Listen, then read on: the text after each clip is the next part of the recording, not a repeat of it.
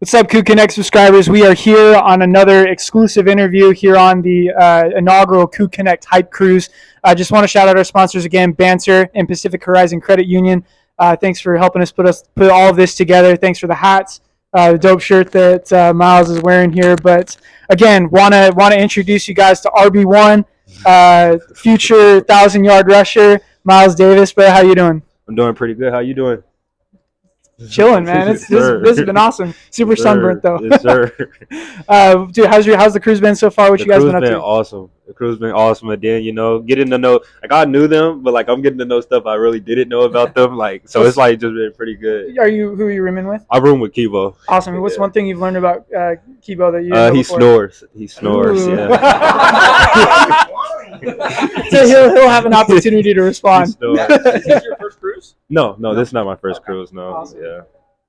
Well, that's sweet, man. How was spring ball for you? Spring ball was pretty good. I was still like recovering from last season. Like my ankle, I had an ankle sprain, and so I was just still recovering from that. But spring ball went pretty good, so I can't complain. Sweet, dude. How's the offense look from your perspective?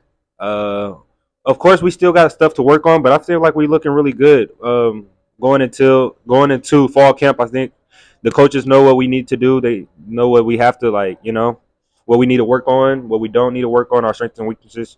But I think we look pretty good there. That's awesome, man. Is there anyone that stood out to you as you've kind of gone through spring practice? Yeah, Hickley showed out. Keaton showed out. Like Mason said, Enoch showed out, and it was like Nice. A receiver. Dang, I forgot his name. I don't know how I forget my teammate. Koa Eldridge. Yeah, Koa. Okay, Koa. yeah.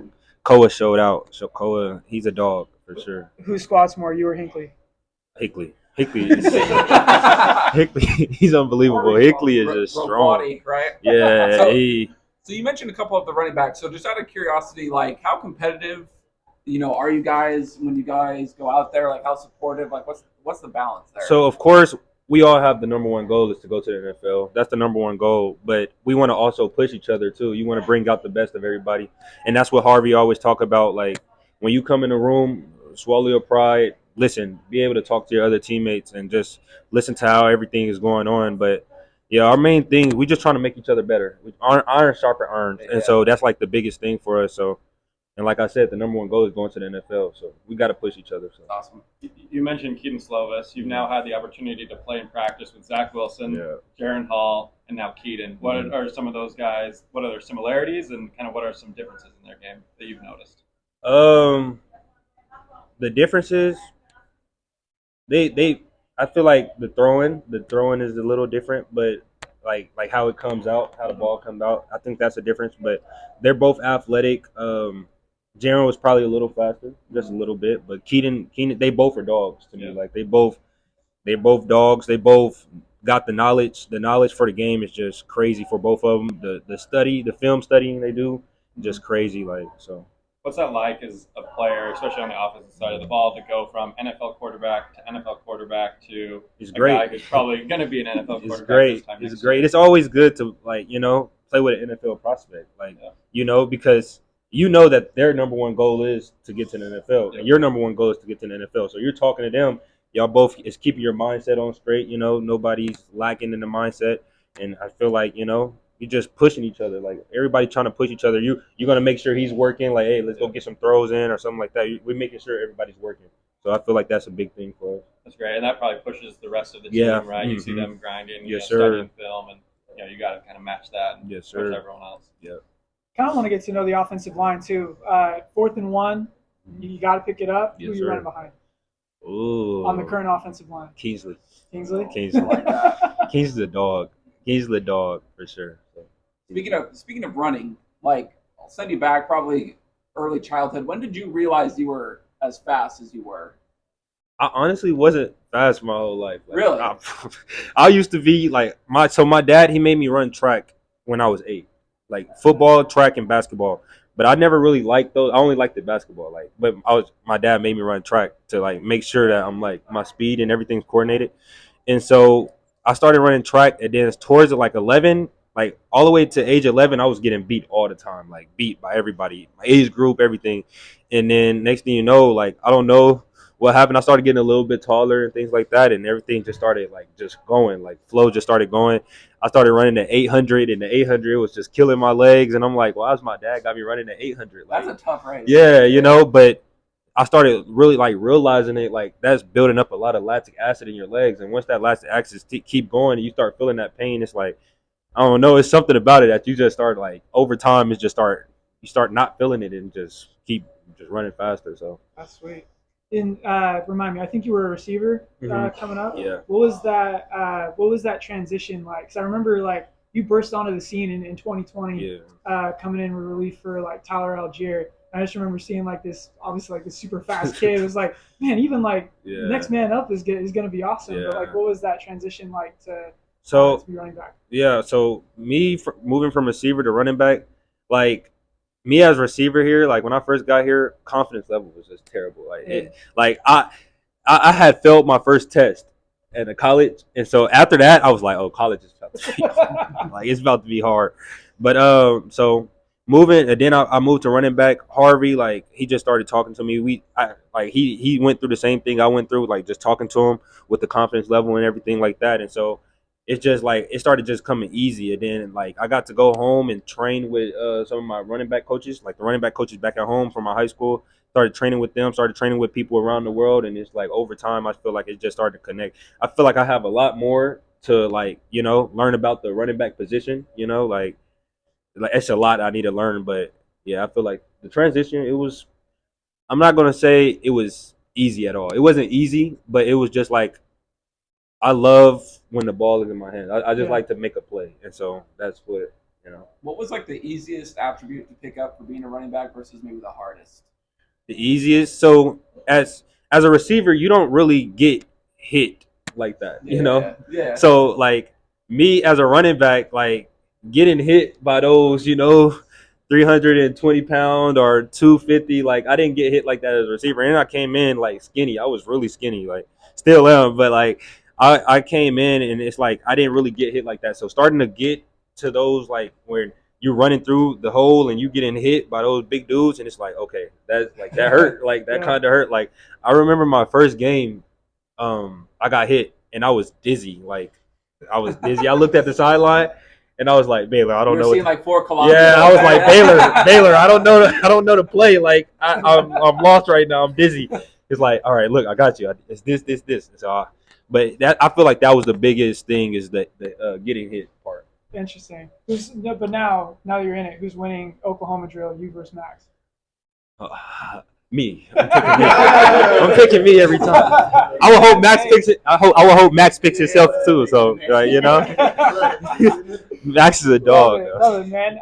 But kind of want to get to know you a little bit. Like, kind of tell us about where you're from, and then kind of what brought you to BYU. Okay, so I'm from Las Vegas. I mean, I'm from Lubbock, Texas, but I got recruited out of Las Vegas. Kivo want to make faces and stuff because they always talk about me. Like, why do you have a Vegas tattoo if you're from I'm in Texas. Like, but yeah, I'm from Lubbock, Texas. I moved to Las Vegas around my 8th grade year.